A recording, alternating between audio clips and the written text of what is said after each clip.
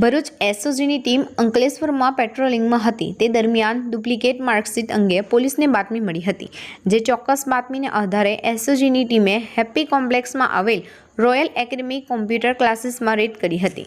પોલીસના દરોડામાં આખા કૌભાંડનો પર્દાફાશ થયો હતો, જેમાં જયેશ કિશનલાલ પ્રજાપતિ કોમ્પ્યુટર ક્લાસીસની આડમાં ધોરણ 10, 12 અને આઈટીઆઈની દેશવ્યાપી ડુપ્લિકેટ માર્કશીટનો કૌભાંડ આચરતો હોવાનો પર્દાફાશ થયો હતો।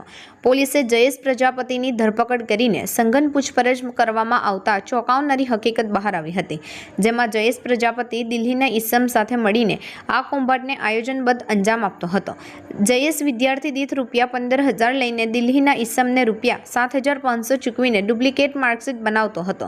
પોલીસ તપાસમાં Delhi board of senior secondary education તથા Mahatma Gandhi institute, directorate of employment and training Gujarat તેમજ સેકન્ડરી સ્કૂલ એક્ઝામિનેશન 2021 સર્ટિફિકેટ તથા provisional national trade statement of marks for AITT conducted under the institute of technical સાયન્સની ડુપ્લિકેટ માર્કશીટ સર્ટિફિકેટ 21 નંગ મળી આવ્યા હતા।